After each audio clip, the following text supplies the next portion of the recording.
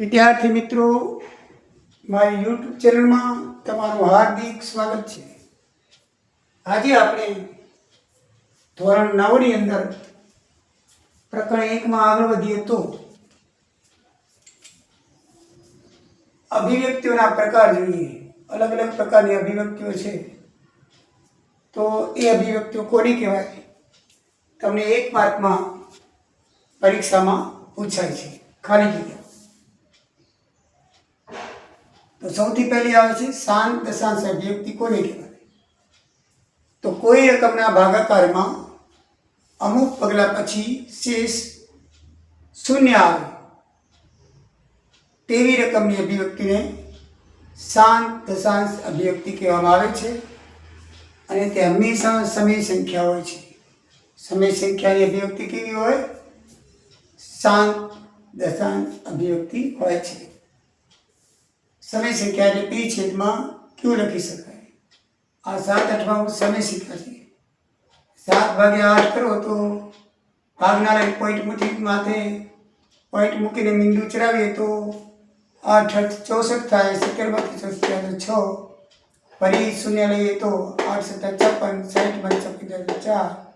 વળી શૂન્ય લઈએ તો 40 થઈ જાય. 8 50 40. 40માંથી 4 જાય તો 0.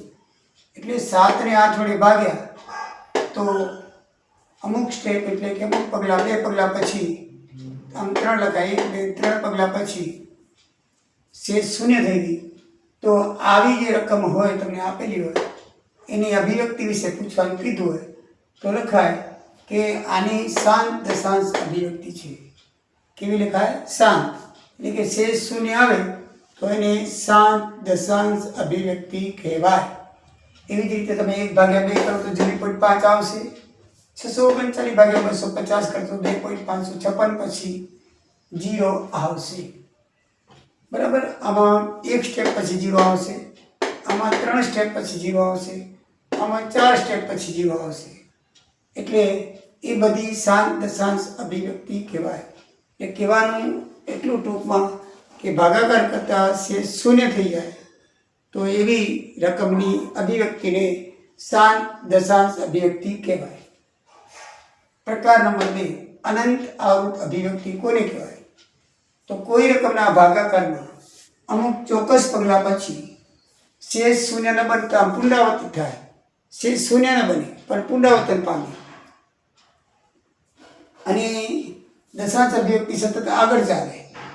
એટલે આગળ ચાલી જ જાય, એનો ક્યારેય અંત ના આવે તો આવી દશાંશ અભિવ્યક્તિને અનંત આવૃત અભિવ્યક્તિ કહેવાય છે. શું કહેવાય છે? અનંત આવૃત. અને એ પણ હંમેશા સમય સંખ્યા હોય છે. એટલે બીજા અર્થમાં કેવું તો શાંત દશાંશ અને અનંત આવૃત એ હંમેશા સમય સંખ્યા હોય છે. ઘણી વખત પરીક્ષામાં પૂછાય છે કે શાંત દશાંશ અભિવ્યક્તિ કેવી હોય છે અથવા કેવી સંખ્યા હોય છે તો સમય સંખ્યા, અથવા અનંત આવૃત અભિવ્યક્તિ કેવી સંખ્યા હોય છે તો સમય સંખ્યા, અથવા ખાલી જગ્યા સંખ્યા હોય છે તો સમય સંખ્યા હોય છે. મિત્રો, તમે આપણે 10/3 કરીએ તો 3 તેરી 9, 10 જાય તો 1. પછી પોઈન્ટ મૂકી પછી મીંડું લઈએ તો 10 થઈ જાય. 3 તેરી 9, 10માંથી 9 જાય તો 1. વળી 3 તેરી 9. આમાં શેષ આવતો નથી, સતત આગળ ચાલે કરે. શેષ શૂન્ય ન બનતા પુનરાવર્તિત થાય છે અને દશાંશ અભિવ્યક્તિ સતત આગળ ચાલે છે. એમને એમ પુનરાવર્તન થતું હોય. આગળ તમે ચાલે 3 3 3 પુનરાવર્તન અનંત સુધી ચાલે. એટલે આમ ટપકા કરી અને પછી જે રકમ પુનરાવર્તન થતી હોય એના ઉપર 12 લખી તો એને અનંત આવૃત અભિવ્યક્તિ કહેવામાં આવે છે. શું કહેવામાં આવે છે? અનંત આવૃત. એવી રીતે 1/7 એ કેવી છે? અનંત આવૃત અભિવ્યક્તિ છે.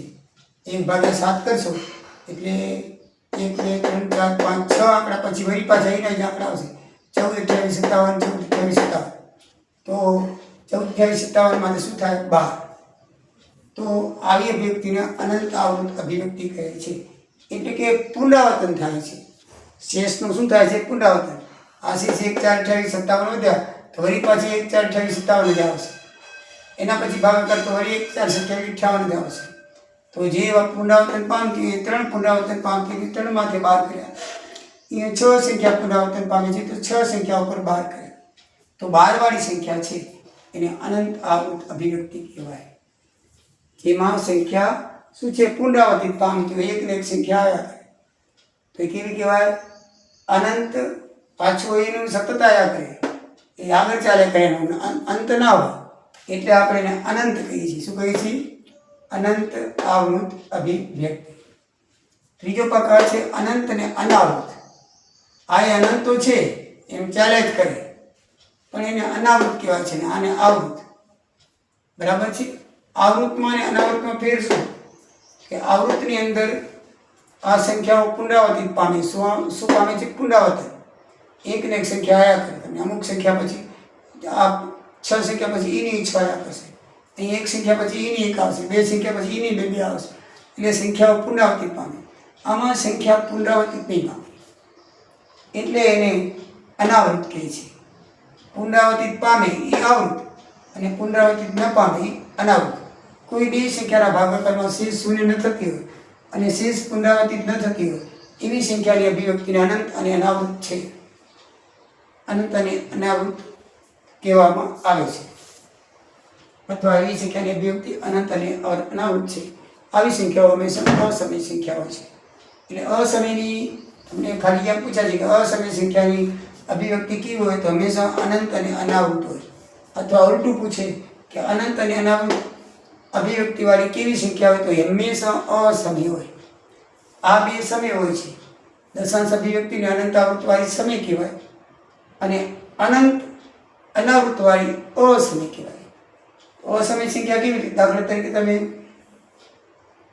વર્ગમૂળ 2 એનું તમે વર્ગમૂળ 2 જોઈશો તો આ રીતે એમ હાલ્યા જ કરશે. શું કરશે? હાલ્યા જ કરશે. 1/2 કરો, વર્ગમૂળ 2 વર્ગમૂળ કાઢી દે 1/2 થાય તો આમ જોયા કરશો તો તમે 1 4 1 4 2 3 3 6 7 8 એમાં એક આંકડો પુનરાવર્તન પામતો નથી. સતત એ આવે 14 પુનરાવર્તન પામે, પાછો 1 35 માની.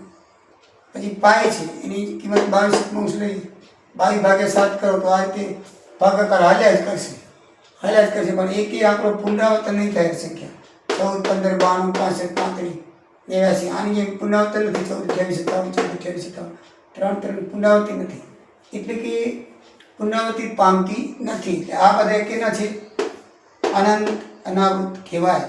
વર્ગમૂળ 2 વર્ગમૂળ 3 અવિભાજ્ય સંખ્યાઓની, જેમાં અવિભાજ્ય સંખ્યાઓ વર્ગમૂળમાં હોય એવી બધી સંખ્યાઓ અનંત અનાવૃત છે.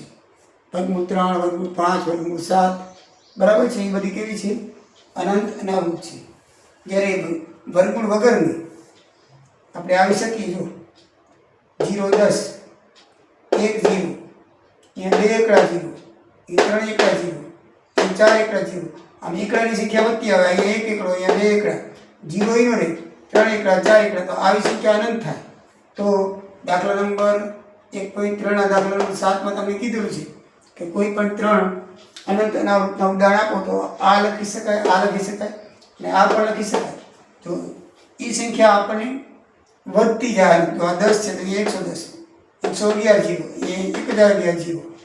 પછી બીજી આવી રીતે લખાય 72, પછી 72 0, પછી 72 2 0, 72 3 0. એ રીતે આ પણ લખાય 10, પછી 1 મિનિટ વધારો 100, 1 મિનિટ વધારો 1000, 1 મિનિટ વધારો 1000, 10,000. તો આમને આમ વધતી આવે. તો આ બધી છે પુનરાવર્તિત પામતી નથી, પણ એમને એમ વધતી આવે છે એટલે પુનરાવર્તન પામતી નથી. તો આવી સંખ્યાઓને અનંત અને અનાવૃત અભિવ્યક્તિ કહે છે. શું કહેવામાં આવે છે? અનંત અને અનાવૃત અભિવ્યક્તિ કહે છે. યાદ રાખવાનું મિત્રો કે પાઈ ખાલી જગ્યા સંખ્યા છે તો પાઈ અસમય છે. પણ ખાલી જગ્યામાં તમને એમ પૂછાય કે 22 ખાલી જગ્યા છે તો એ સમય સંખ્યા કહેવાય. શા માટે સમય સંખ્યા કહેવાય?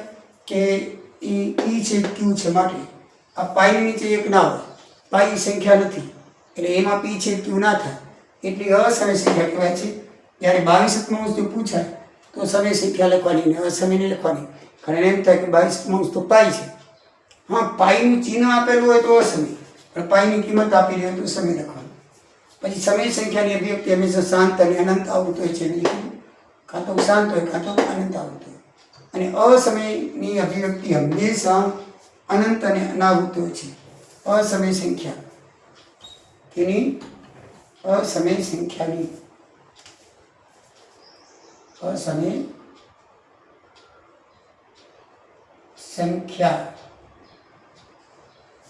સંખ્યાની અભિવ્યક્તિ હંમેશા અનંત અને અનાવૃત હોય છે. તો મિત્રો આટલું યાદ રાખજો. તમને બરાબર ખબર પડી ગઈ હશે. ના ખબર પડી હોય તો કોમેન્ટમાં લખશો. આ સ્વાધ્યાયનો સ્વાધ્યાય 1.3 છે તમારું. સ્વાધ્યાય 1.3 નો પહેલો દાખલો. સ્વાધ્યાય 1.3 નો દાખલા નંબર 1 એ તમારે લેસનમાં કરવાનું છે. હું તમને 1 દાખલા કરાવો, બાકીના તમને લેસનમાં કરજો. જો ના આવે તો આપણે પછી કરશું. મિત્રો આમાં 7મો દાખલો પણ મેં કરેલો છે. દાખલા નંબર 7માં કોઈ પણ 3 અનંત અનાવૃત લખવાનું છે, તો આમાંથી ગમે તે 3 તમે લખી શકો. બરાબર છે. હવે આગળ આપણે જોઈએ દાખલા નંબર 1. દાખલા નંબર 1 માં છે 36/100. તો 36/100 આમ તો છેદની નીચે 10, 100, 1000 હોય એ સંખ્યા હંમેશા શાંત દશાંશ અભિવ્યક્તિ કહેવાય. કેવી કહેવાય?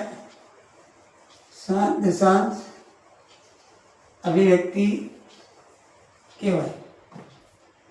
દાખલા તરીકે લખ્યું છે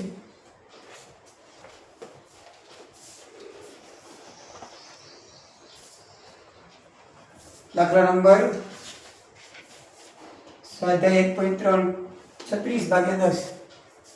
1 નો પહેલું 36/100. આ પોઈન્ટ મૂકીને 0.36 પણ તમે લખી નાખો તો કેવી છે? શાંત દશાંશ અભિવ્યક્તિ. અને તમારે ભાગાકાર કરવા હોય તો કરી શકો છો. આમ તો ભાગાકારની જરૂર નથી, પણ છતાંય આપણને નિયમની ખબર પડે.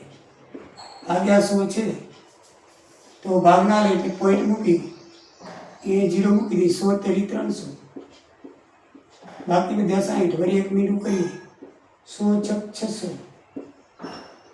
600 માંથી 600 જાય 0.36 જવાબ આવ્યો. 0.36 એ કહેવાય શાંત દશાંશ અભિવ્યક્તિ. એટલે શેષ 0 આવે. જે સંખ્યાને આપણે ભાગીએ તો શેષ 0 આવે. તો હમણાં આપણે જોઈ ગયા એ કેવી કહેવાય? શાંત દશાંશ અભિવ્યક્તિ કહેવાય. દાખલા તરીકે બીજી છે 1/11. તો આમાં આપણે કરી ભાગાકાર. પોઈન્ટ મૂકી મીંડું લખીએ. ભાગના આવે. બરાબર. તો વળી પછી આપણે 0 મૂકીને જુદું કરી શકીએ. 11 × 9 = 1. ફરી મીંડું મૂકીએ. ભાગના આવે. વળી બીજું મૂંડું 11 × 9 = 100 માંથી 9 જાય 1. ફરી મીંડું મૂકીએ. ભાગના આવે. ફરી 1 મીંડું મૂકીએ તો 11 × 9 = આમ જો 90 પુનરાવર્તન 9090 પુનરાવર્તન થાય છે. શું થાય છે? 09 પુનરાવર્તન થાય છે. એટલે 09 માંથી 12 કરી નાખો એટલે 1/11 બરાબર 09 અને ટપકા. એ કેવી છે? શાંત. કેવી કહેવાશે? શાંત નહીં કહેવાય, પણ કેવી કહેવાશે? હમણાં શીખી આપણે. અનંત આવૃત. આમ હાલ્યા જ કરશે. અનંત આવૃત અભિવ્યક્તિ છે. અનંત આવૃત થશે. બરાબર. તો મિત્રો આ રીતે 1 ને 2 જોયું, બાકીના તમે લેસનમાં કરજો એટલે તમને ખ્યાલ આવશે. જય સિયારામ, જય દ્વારિકાધીશ. મારો વિડીયો ગમ્યો હોય તો સબસ્ક્રાઈબ કરી અને મિત્રોને ફોરવર્ડ કરજો. જય સિયારામ.